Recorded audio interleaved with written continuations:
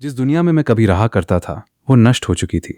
उस टूटी बिखरी धरती पर जिंदा रहना ही राक्षसों के साथ अंतहीन खूनी लड़ाई लड़ने जैसा था। दिन ब दिन, महीने दर महीने, साल दर साल, 10 साल का समय देखते ही देखते पलक झपकते बीत गया।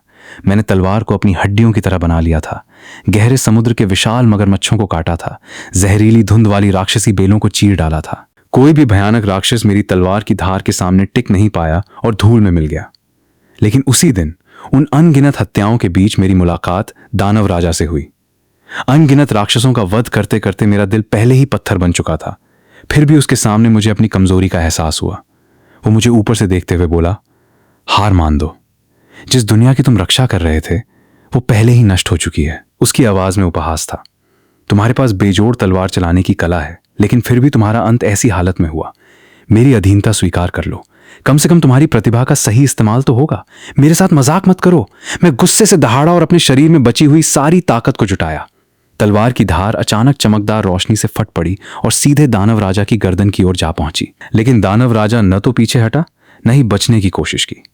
उसने तलवार की नोक को अपनी त्वचा में धांसने दिया, लेकिन उसकी लोहे जैसी कठोर कवच पर सिर्फ एक हल्की सी सफेद लकीर ही बनी। मेरी हर कोशिश उसके लिए अब सिर्फ एक कीड़े के संघर्ष जैसी थी। दानव राजा द्वारा जमा की गई अंधेरी ऊर्जा अचानक फैल गई और मेरी ओर उमड़ पड़ी। मैंने अपनी पूरी ताकत लगाकर लंबी तलवार घुमाई और अपने सामने तलवारों की एक दीवार खड़ी कर दी, ताकि इस भयानक हमले को रोक सकूं। तलवारों की दीवार और अंधेरी ऊर्जा आपस में टकराई और कानों को सुन्न कर देने वाली भयंकर गर्जना हुई। तेज हवा के झटके ने आसपास के मलबे को आसमान में उछाल दिया। अंधेरी ऊर्जा समुद्र की लहरों की तरह लगातार मेरी तलवारों की दीवार से टकराती रही। मेरा शरीर कांपने लगा और मेरे मुंह के किनारे से लगातार खून बहने लगा। ठीक उसी पल जब तलवारों की दीवार टूटने वाली थी, मेरी नजर दानव राजा की गर्दन पर पड़ी। वहां एक हल्की रोशनी छोड़ने वाला क्रिस्टल था। उसके पूरे शरीर में फैले अंधकार के बीच वो बेहद अलग दिखाई दे रहा था।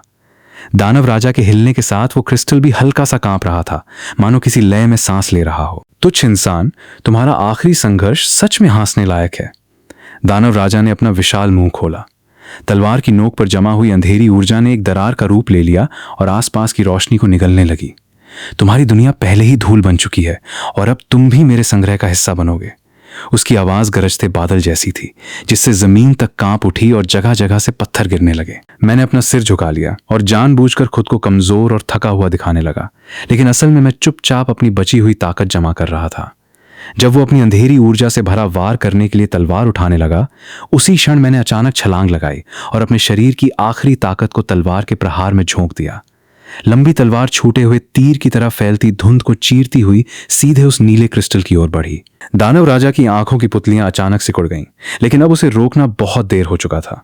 तलवार की नोक बिल्कुल सटीक तरीके से क्रिस्टल की सतह पर मौजूद दरार में घुस गई और चकाचौंध कर देने वाली रोशनी फूट पड़ी। उसने आसमान हिला देने वाली दहाड़ लगाई। उसका विशाल शरीर बुरी तरह कांपने लगा। क्रिस्टल पर देखते ही देखते अनगिनत दरारें पड़ गईं और उसके शरीर के भीतर की अंधेरी ऊर्जा बेकाबू होकर फैलने लगी। उसका विशाल शरीर जोरदार धमाके के साथ जमीन पर गिर पड़ा और चारों ओर धूल का बादल छा गया। मैं भी जमीन पर गिर पड़ा और दानव राजा की धीरे धीरे गायब होती आकृति को देखते हुए मेरे मन में तरह तरह की भावनाएं उमड़ने लगीं।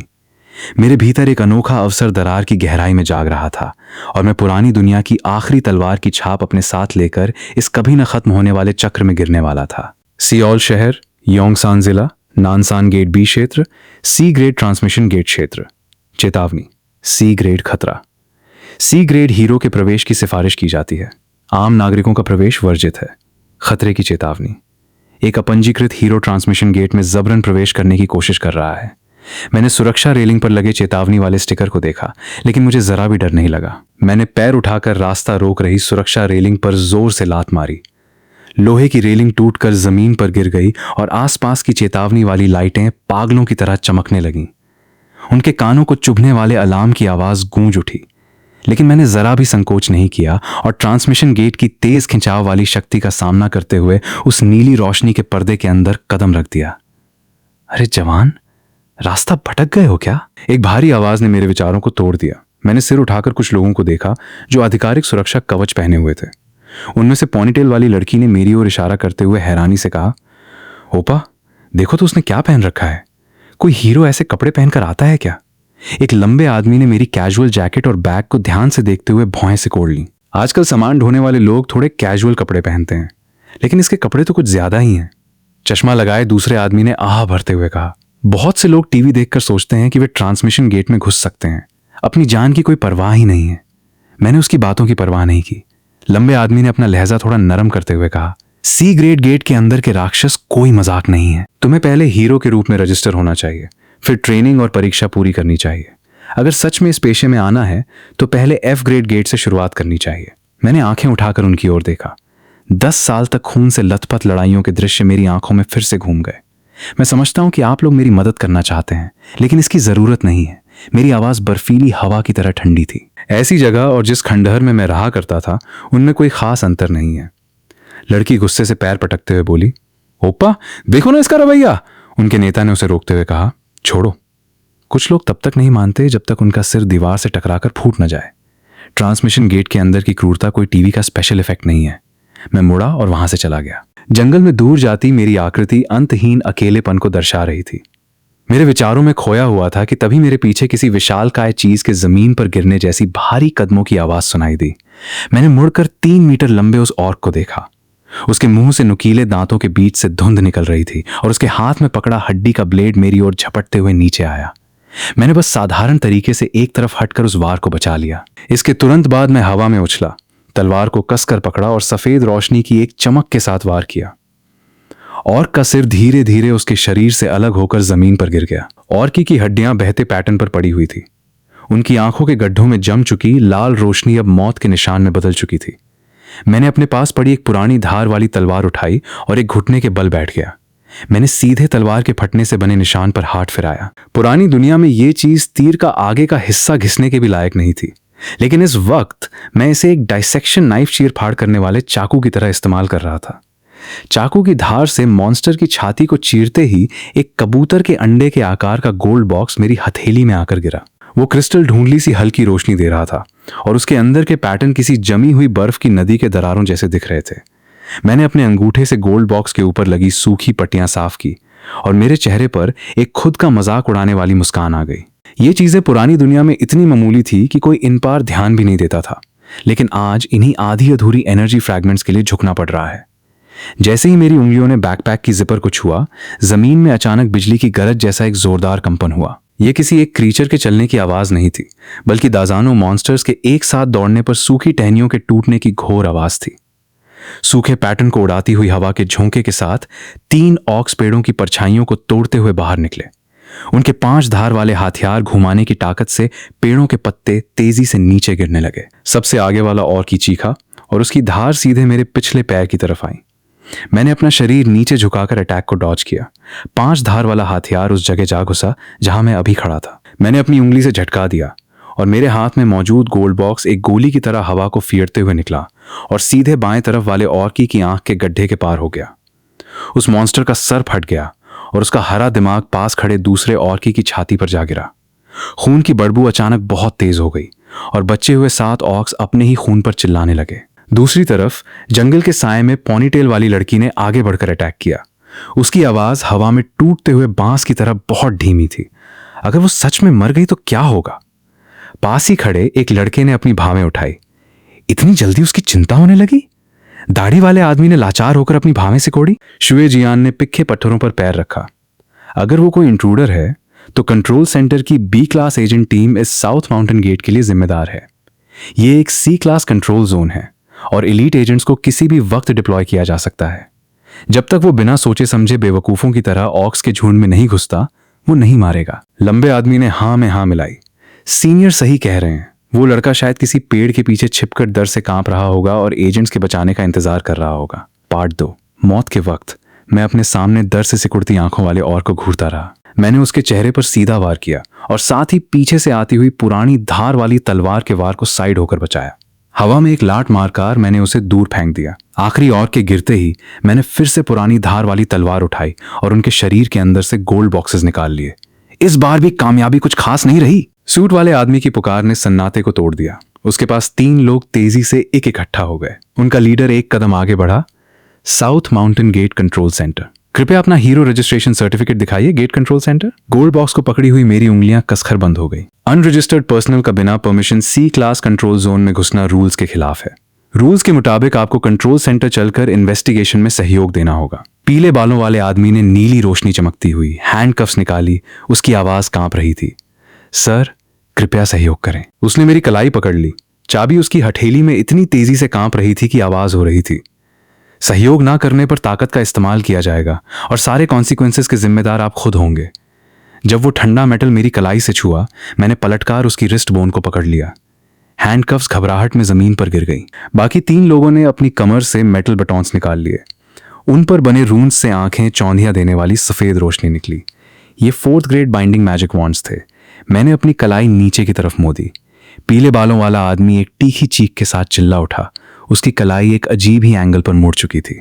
ये आखिरी वार्निंग है, मैंने उन्हें घूरते हुए कहा। आवाज बर्फ जैसी ठंडी थी। अगर और ज्यादा चूट नहीं खाना चाहते तो यहां से चले जाओ। उत्तेजित बंधन वाली छड़ी की सफेद रोशनी जैसे ही मेरी ओर लपकी, मैंने बस उंगली मोड़कर उसे रोक दिया। धातु के टकराने की आवाज के बीच जंगल की हरी भरी छाया में सूट पहने आदमी के साइड किक मारने वाले जूते का अगला हिस्सा मेरे बालों को छूते हुए निकल गया।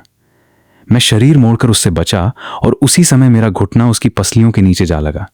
वो भारी आवाज अभी थमी भी नहीं थी कि वो फटी हुई बोरी की तरह जमीन पर जा गिरा। सरदार आदमी की पुतलियां अचानक सिकुड़ गईं। उसका टैक्टिकल चश्मा नाक के सिरे तक खिसक गया। वो सूखे पत्तों में पड़े अपने आदमी को घूर रहा था और उसका गला तेजी से ऊपर नीचे हो रहा था। उसके बाहर लगे कम्युनिकेशन डिवाइस से बिजली जैसी आवाज निकल रही थी। उसी क्षण जब उसकी नजर दूसरी तरफ मुड़ी, मैं पहले ही उसके पास पहुंच चुका था। मेरी कोहनी बिजली की तरह उसके पेट के निचले हिस्से से जा टकराई। उसका पूरा शरीर लड़खड़ाकर एक घुटने के बल जमीन पर आ गया। उसके घुटने के नीचे सूखे पत्ते टूटने की आवाज करने लगे। अगर तुम्हारे पास इतनी ताकत है तो तुमने हीरो का लाइसेंस क्यों नहीं बनवाया? वो जमीन का सहारा लेकर खांसते हुए बोला। उसके माथे से पसीना टपक रहा था। रजिस्ट्रेशन करा लो, फिर बेफिक्र होकर जी सकते हो। मैंने उसके कांपते शरीर को देखते हुए कहा, कम से कम मुख्य गेट के अंदर नियमों के मुताबिक कार्रवाई तो कर सकता हूं। बिना किसी परेशानी के एजेंटों की गिरफ्तारी से बचने की जरूरत नहीं पड़ेगी। उसने अपना सिर उठाया। उसके चश्मे के लेंस में मेरे ठंडे चेहरे की परछाई दिखाई दे रही थी। तो फिर दरारों का क्या? मैंने पूछा। इस समय सरदार आदमी के चेहरे पर डर साफ दिखाई दे रहा था। दरारों के बारे में तुम भी जानते हो? तभी मुझे पता चला कि इस दुनिया का दूसरे संसार के साथ विलय हो रहा था।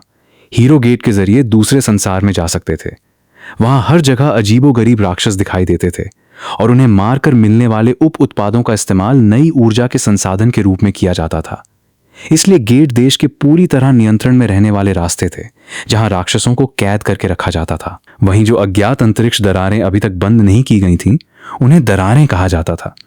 इसलिए मैं किसी भी ट्रांसमिशन गेट में प्रवेश करता, मुझे वांछित घोषित कर दिया जाता। वो अचानक जोर से चिल्लाया। बिना अनुमति के आने वाले अपंजीकृत लोगों को कंट्रोल सेंटर तुरंत ट्रैक कर लेता है, लेकिन दरारें गेट से भी ज्यादा खतरनाक हैं। हीरो एसोसिएशन बिना अनुमति घुसने वालों पर कभी नरमी नहीं बरतता। और बात आगे बढ़ाने की इच्छा न होने पर मैंने अचानक उसका चेहरा पकड़ लिया। मेरी हथेली के नीचे उसकी त्वचा बुरी तरह सिकुड़कर कांपने लगी। उसने मन ही मन सोचा, ये पागल है। इस कमीने को देखते हुए वो धीरे धीरे दूर जाते मेरे शरीर को घूरती रही। वो जमीन पर गिर पड़ी। कमीने! अगली बार जब मैं तुम्हें पकड़ूंगी तब तुम मर जाओगे। जब दानव राजा के टूटने से निकली काली ऊर्जा सुनामी की तरह धरती पर फैल गई, तब मैंने दुनिया के मूल के टूटने की चीख सुनी। वो आवाज मेरे कानों में घुसकर ऐसी लग रही थी जैसे अनगिनत बर्फीली सुइयां मेरे दिमाग के अंदर घूम रही हों। आखिरी चीज जो मेरी आंखों के सामने आई, वो खंडहरों के ऊपर फटा हुआ एक काला भांवर था। वो किसी विशालकाय जानवर के गले की तरह मुझे निगल गया। होश अंधेरे में डूबने से पहले मेरे मन में आखिरी विचार आया, क्या 10 साल की खूनी जंग के बाद यही मेरी मौत है? पता नहीं कितनी देर बाद अचानक नीचे गिरता हुआ मेरा शरीर झटके से चारों तरफ फैल गया। मैंने जोर से आंखें खोली तो सामने एक अजीबोगरीब कपड़े पहने आदमी हवा में खड़ा था। तुम कौन हो? मेरी आवाज खाली अंतरिक्ष में कांप रही थी, लेकिन कोई आवाज बाहर नहीं निकल रही थी। शू डाओजुन, उसने मेरी ओर देखते हुए कहा। मैं मरने वाला हूं। अगर तुम मेरी एक विनती मान लो तो मैं ये शरीर तुम्हें दे दूंगा। मैं मना करता हूं। मैंने उसे घूर कर देखा। दशकों की यादें अचानक मेरे सामने तैर गईं। दुश्मनों से 10 साल तक लड़ने के बाद मेरे भरोसेमंद साथियों ने मुझे धोखा दिया था। मेरा देश तबाह हो गया था। मेरे दोस्त मर गए थे। मेरे परिवार वाले भी चैन से जीवन नहीं जी सके थे। लेकिन अब ऐसा लग रहा था जैसे कुछ भी नहीं बचा। तुम भी ये जानते हो। उसकी आंखों की चमक मंद पड़ गई, लेकिन 2 नामों का जिक्र करते ही उनमें फिर से रोशनी आ गई। लेकिन मैं नहीं चाहता कि दादी और ईन यान मेरी वजह से मुसीबत में पड़े। इसलिए मैं चाहता हूं कि तुम। उसका शरीर धीरे धीरे पारदर्शी होने लगा। उसकी उंगली दूर दिखाई दे रही धुंधली शहर की रूपरेखा की ओर उठी। मेरी जगह जीना, उनकी रक्षा करना। जैसे ही रक्षा शब्द उसके मुंह से निकला, उसका शरीर कांच की तरह टूटकर बिखर गया। टैटू वाला आदमी काउंटर के पीछे झुका हुआ था। उसका रूप किसी भूखे भेड़िए जैसा लग रहा था। उसकी उंगलियां मेज पर थपथपा रही थीं। स्वागत है। मैंने बैग की जिप खोली तो उसी पल ढेर सारे जादुई पत्थर बाहर लुढ़क पड़े। क्रिस्टल की सतह पर अभी तक जमा न हुआ खून बह रहा था। उसकी आंखें सिकुड़ गईं, लेकिन उसके चेहरे पर मुस्कान बनी रही। वाह, इतने सारे! थोड़ा इंतजार कीजिए, मैं इन्हें गिनता हूं। पहले आराम कर लीजिए। कॉफी पिएंगे?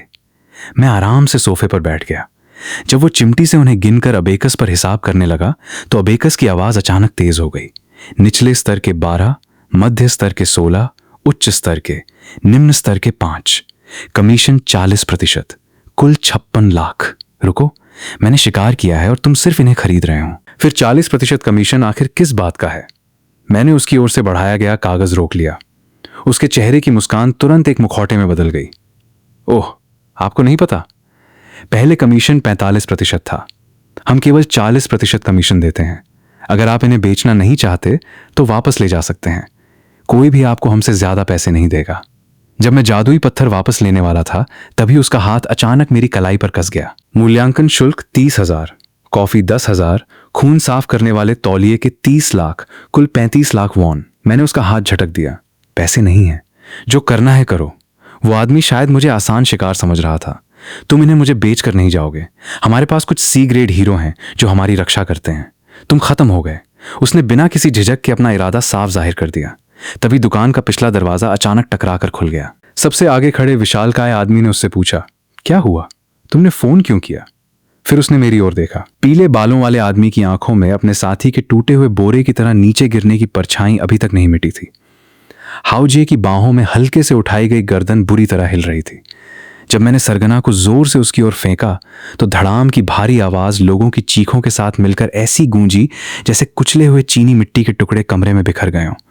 मैं पीछे हटकर उसकी ओर बढ़ा। मेरी हथेली के गुजरते ही ऊपर उठे शीशे ने जवाब में छलांग लगाई और टूट गया। बिखरी हुई सुनहरी चमक सितारों जैसी उड़ने लगी। मैंने नीचे नजर करके उसके पीले पड़ चुके चेहरे को देखा। चलो, अब से हम एक सुखद सौदा करते हैं। टेबल पर कोरियाई वॉन के नोटों की एक गड्डी गिरते ही ग्रैंडमा और यूनियंग हैरान हो गईं और उनकी आंखों में थोड़ा संदेह भी था। डोजन, ये कैसा पैसा है? मैंने शर्मिंदा होकर मुस्कुराते हुए सिर खुजाया। ऐसा नहीं है क्या? मैंने एक दोस्त को पैसे उधार दिए थे। वो अपना कारोबार शुरू कर रहा है। क्या तुम्हारा सच में ऐसा कोई दोस्त है? ग्रैंडमा की आंखों में पूरा शक था। काफी देर तक खामोशी रही। फिर मैंने धीमी आवाज में कहा, तुम जानती हो, वो मेरा बचपन का साथी है, जहां मैं बड़ा हुआ था। ग्रैंडमा ने मेरे हाथ में पकड़े नोटों को देखा और अचानक लंबी सांस छोड़ी। बिल्कुल, मैं जानती हूं। यूनियंग अचानक उछल पड़ी। उसकी खुशी भरी आवाज मानो छत को उड़ा देने वाली थी। वाह, हम अमीर हो गए, हम अमीर हो गए! वो खुशी से ग्रैंडमा के चारों ओर तितली की तरह घूमने लगी। उसके उछलते हुए कदमों की हर लय शहद जैसी मीठी खुशी से भरी थी। उनकी मुस्कान देखकर मेरी यादें अचानक पीछे लौट गईं।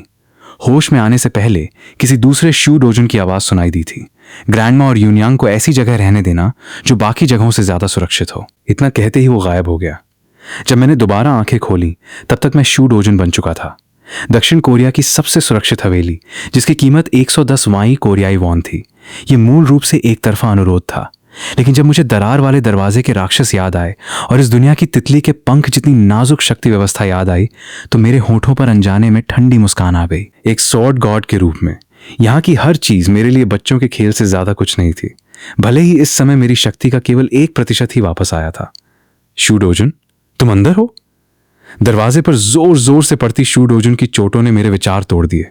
मैं उठा और उन्हें शांत करते हुए बोला, तुम लोग पहले यहीं रुको, मैं बाहर जाकर देखता हूं।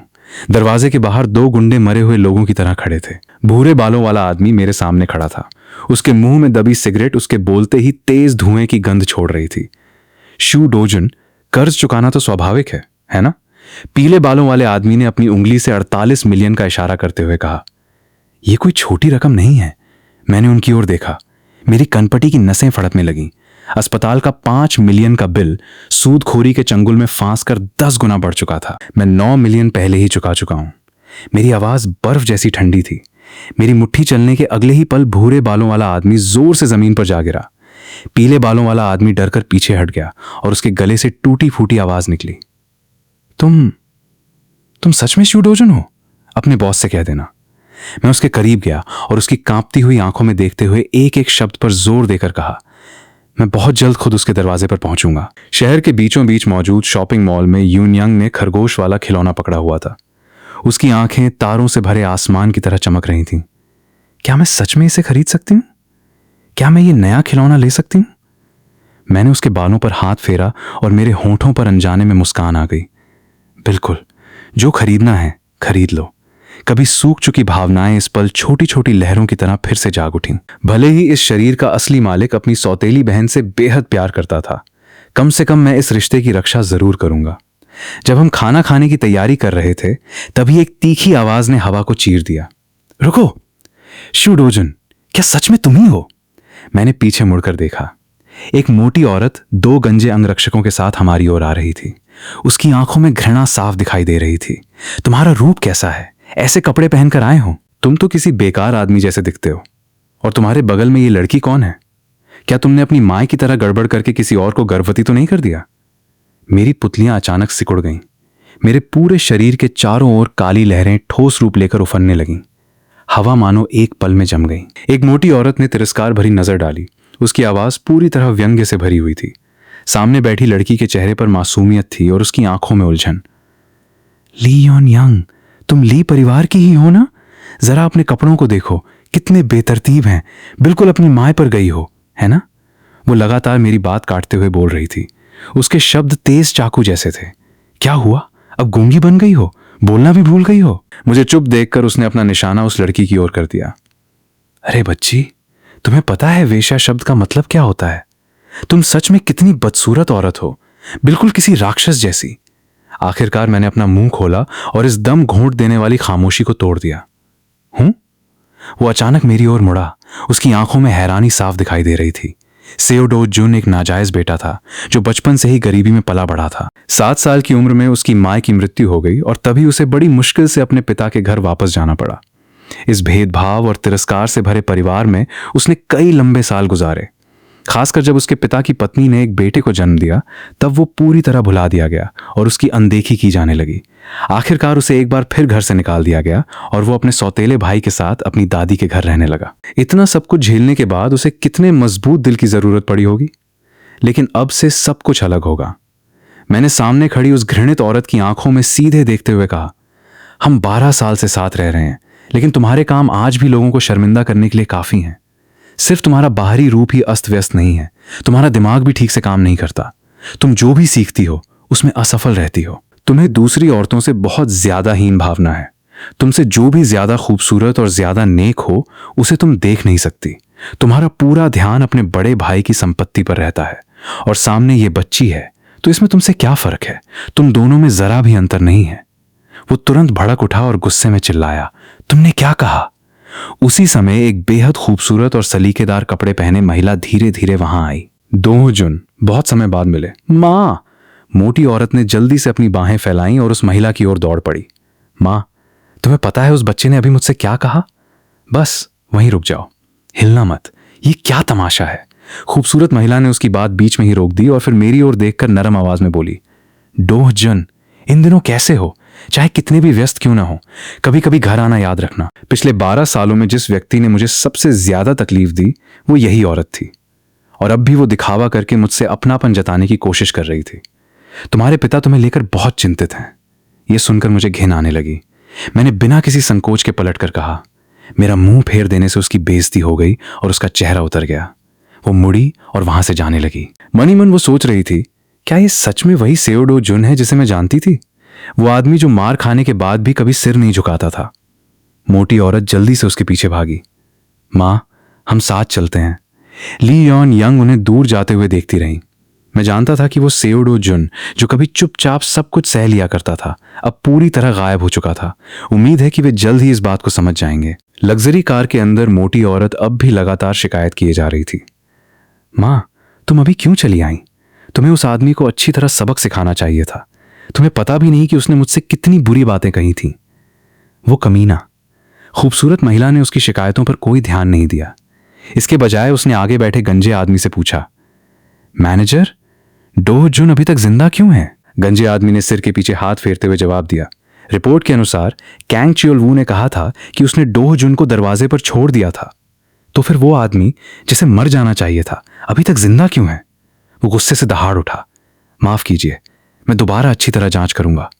उसे तो मर जाना चाहिए था। मोटी औरत ने डर के मारे अपनी आंखें बड़ी कर लीं। मां, तुम्हारी बात का क्या मतलब है? क्या तुम डो जुन को मारना चाहती हो? क्या तुम्हें अब भी डो जुन पसंद है? खूबसूरत महिला ने शांत स्वर में पूछा। मोटी औरत का चेहरा तुरंत लाल हो गया और वो घबरा कर सफाई देने लगी। ना नहीं, बात वैसी नहीं है जैसी तुम सोच रही हो। अगर दादाजी या पिताजी को यह बात पता चल गई तो ये मेरी समस्या है। तुम बस अपना मुंह बंद रखना। महिला की आंखों में अचानक नफरत की चमक दिखाई दी। तुमने मुझसे जबान लड़ाने की हिम्मत कैसे की?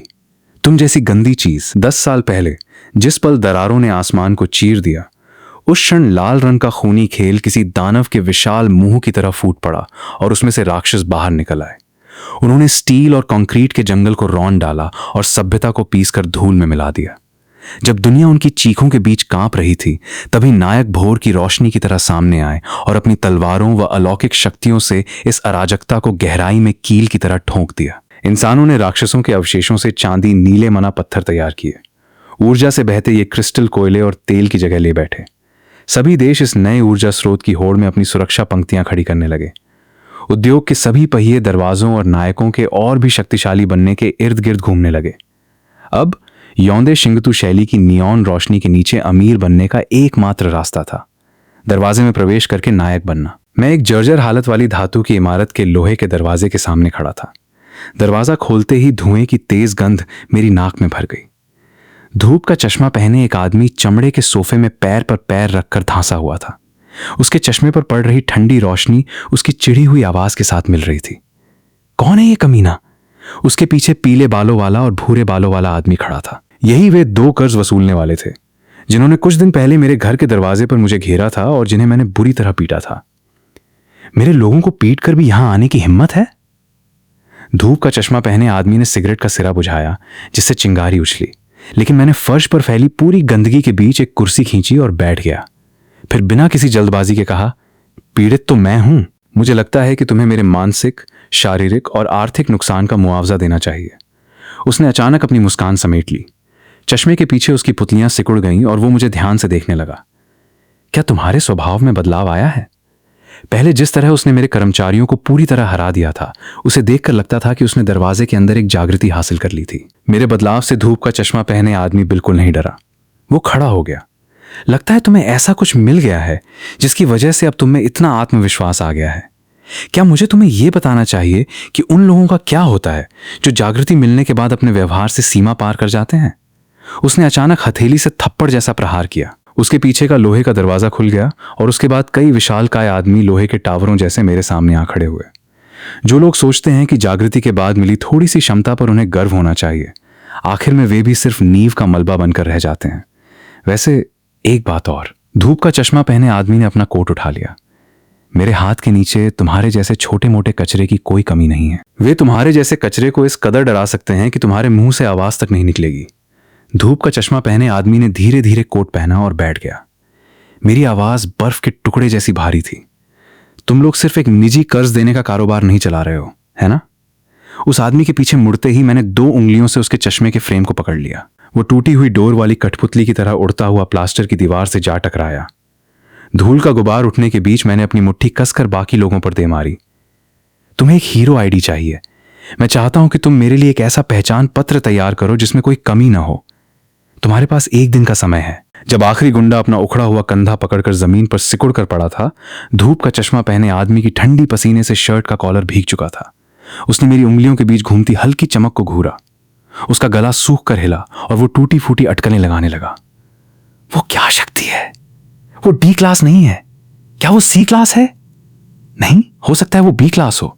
मैंने उसके कांपते कंधे को दबा दिया। जैसे ही मुझे कुछ याद आया, मेरी हत्या की इच्छा बिजली के करंट की तरह उसके पूरे शरीर में दौड़ गई। रेड लिजार्ड पर्ल ने तुम्हें मुझे मारने के लिए भेजा था, है ना? मेरे दिमाग में उस औरत की बेरहमी कौंध गई, लेकिन वो कुछ ही पल टिक पाई। वो था, वो था जिसने मुझे भयानक दर्द में चीखते हुए कहा था कि वो तुम्हें कर्ज के बोझ से आत्महत्या करने की हद तक पहुंचा देगा। धूप का चश्मा पहने आदमी ने गिड़गिड़ाते हुए कहा, आह, छोड़ दो मुझे, छोड़ दो, कृपया मुझे छोड़ दो। मैंने हाथ छोड़ दिया तो वो जमीन पर ढेर हो गया। आत्महत्या? इसीलिए तुमने अपने लोगों को भेजकर मुझे दरवाजे के सामने फेंक दिया था? मुझे इसके बारे में कुछ भी नहीं पता, सच में, मैं कसम खाता हूं। कुछ पल सोचने के बाद खान जेऊ ही वो आदमी था जो मुझे दरवाजे तक लेकर आया था। उम्मीद है कि कल तुम उस आदमी से जुड़ी सारी जानकारी मेरे सामने रख दोगे। मैं समझ गया। धूप का चश्मा पहने आदमी का जवाब सुनकर मैं कमरे से बाहर निकल गया। मेरे दिमाग में च्युदाचुन की वो विनती फिर उभर आई, कृपया दादी और अय्यी को ऐसी जगह पर रहने दो जो बाकी जगहों से ज्यादा सुरक्षित हो। वाकई बेवकूफ है। बी ग्रेड हीरो की हथेली में ठंडक चमक रही थी। जैसे ही उस आदमी ने कार्ड को दूर लॉक पर लगाया, अलॉय की लाइंस नीला डेटा फ्लो बनकर चमक उठी। 3 आयरन गेट्स किसी विशाल जानवर के जबड़े की तरह धीरे धीरे खुलने लगे। ऊपर से मैकेनिकल आवाज गियर के घिसने की आवाज के साथ आई। हीरो रजिस्ट्रेशन कार्ड कंफर्म हुआ। लेवल रिकमेंडेड स्टैंडर्ड से कम है। डेंजर वार्निंग, कृपया सावधानी से अंदर प्रवेश करें। क्या वो कमीना बॉस एक लेवल नहीं बढ़ा सकता था? मैंने वार्निंग लाइट पर पैर मारा जो डेंजर दिखा रही थी। टनल के एंट्रेंस पर लगे मेटल साइन बोर्ड पर परछाई पड़ रही थी। Night rain gate, grade B, terrain, tunnel, recommended standalone A grade hero, entrance limit 2 लोग। इस डेटा ने मेरे चेहरे पर एक ठंडी मुस्कान ला दी। यह क्लियरली एक बी ग्रेड डंजन था, लेकिन इसका स्केल किसी डी ग्रेड मजे जैसा लग रहा था। इससे सोलो क्लियर करना वैसे ही हेल डिफिकल्टी था, और ऊपर से टनल का स्ट्रक्चर ऐसा था कि बी ग्रेड लोग सिर्फ सिंगल लाइन में ही आगे बढ़ सकते थे। अंधेरे में सडन एक जहरीली हवा चली। 3 जमीन जितनी ऊंची, सोने के सर और हानी गर्दन वाली एक विशाल नाग जमीन तोड़कर बाहर निकली। उसके फैंग से तेजाबी लार तापक रही थी। मैंने अपने पुराने क्लॉस को खींचा। मेटल के घिसने की आवाज के बीच में सांप के शरीर के पास पहुंच गया। अच्छा हुआ है, उसकी आंखों के बीच के फैंग किसी खंजार की तरह आगे बढ़े, लेकिन मैंने तुरंत अपनी डायरेक्शन बदली और सीधे उसके 7 इंच सेंसिटिव स्पॉट पर वार किया। क्लॉस के उसके स्केल्स को काटने की आवाज के साथ एक खून जैसा लाल माना बॉक्स मेरी उंगलियों के बीच से चमकने लगा।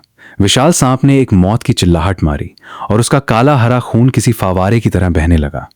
यह ब्लैक पॉइजन किलर स्नेक था। इसके शरीर की लार इंसान के नर्वस सिस्टम को तुरंत नम कर सकती थी। मैंने सांप की लाश पर पैर रखा और दूसरे स्नेक की तरफ छलांग लगाई। जिस जमीन पर से वो फिसला था, वहां सांप का शरीर मक्खन की तरह 2 टुकड़ों में कट गया। 3 लाख वॉन के ये केमिकल ग्लव्स मेरी उम्मीद से ज्यादा मजबूत निकले। ग्लव्स की सरफेस पर लगे जहर को देखते हुए मैं सोच ही रहा था कि तभी मेरे पीछे की टनल जोर से हिलने लगी। क्रैक में से वैसी ही साइज की 3 और गोल्ड हेडेड स्नेक्स बाहर निकल आए। उनके जहरीले दांत ढूंढली रोशनी में मौत के फांदे की तरह चमक रहे थे। माना एनर्जी मेरी वेन्स में दौड़ने लगी। अपने क्लॉज के हर एक वार के साथ काले हरे खून की ढूंढ उड़ने लगी। जब आखिरी विशाल सांप गिरा तो लाशों के ढेर में माना बॉक्स ढूंढते हुए मेरे हाथ अचानक रुक गए। ब्लैक पॉइजन स्नेक से माना स्टोन मिलने की चांस सिर्फ 3% थी। लगता है 200 को मारने के बाद ही कुछ मिलेगा। जैसे जैसे मैं टनल के और गहरे हिस्से में गया, जमीन पर इंसानी हड्डियों का ढेर और घना होता गया। काला जहरीला धुआं सफेद हड्डियों के बीच किसी भूत की आग की तरह मंदरा रहा था। तभी सामने 2 एमरल्ड ग्रीन रंग की विशाल आंखें दिखाई दी। पहले के सभी गोल्ड स्नेक्स से 3 गुना बड़ा शरीर सीलिंग पर लिपटा हुआ था। उसके स्केल्स के बीच से टपकने वाला जहर पट्ठारों को गला रहा था।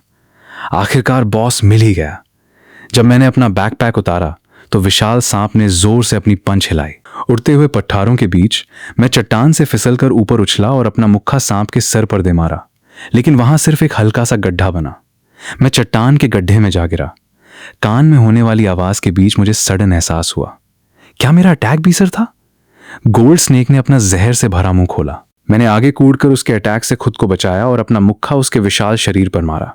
उसका आर्मर बस हल्का सा टूटा। जैसे कि उम्मीद थी, इस चीज के आर्मर की हार्डनेस मेरी सोच से कहीं ज्यादा थी। यहां तक कि ए ग्रेड रीइंफोर्स्ड फिस्ट भी इसे नहीं तोड़ सकता था। अगर यह मेरा पीक टाइम होता, जब मैं स्ट्रैटेजी सोच रहा था, तभी मेरे पैर के अंगूठे ने किसी चीज को टच किया। हालांकि यह घिस चुका था, लेकिन तुमसे निपटने के लिए इतना काफी है। जैसे ही मेरी उंगलियों ने सॉर्ड की हिल्ट को पकड़ा, एक जानी पहचानी एनर्जी मेरे हाथ में दौड़ने लगी। चाहे कोई सॉर्ड कितनी भी पुरानी क्यों ना हो, उसकी पावर उसको यूज करने वाले पर डिपेंड करती है। यह सॉर्ड मुझे थोड़ी देर के लिए बोरो करने दो। हाथ में उस टूटी हुई सॉर्ड को घुमाते हुए मेरे पैरों ने एक बार फिर से पावर जनरेट की और मेरा शरीर हवा में उड़ने लगा। तुम्हें प्राउड फील करना चाहिए कि मैं खुद तुम्हें खत्म कर रहा हूं। विशाल सांप के मुंह खोलते ही मैंने सॉर्ड को उसके अपर फोरहेड में घोंप दिया। सॉर्ड के जिप से टच होते ही वो फट गई। हाथ में बची सिर्फ आधी सॉर्ड हिल्ट को देखते हुए लगता है ये थोड़ा ज्यादा हो गया था। गोल्ड स्नेक का फैंग जबरदस्ती बाहर निकल आया था। लेंथ थोड़ी छोटी है। मैंने खून टपकने वाले फैंग को तोला, लेकिन रिफाइन करने के बाद ये एक डैगर के रूप में बुरा नहीं है। बैकपैक उठाकर मैं धीरे से मुड़ गया। मुझे लगा था कि मैं इस बी ग्रेड डंजन को जल्दी क्लियर कर लूंगा, लेकिन इसमें इतना टाइम लग गया।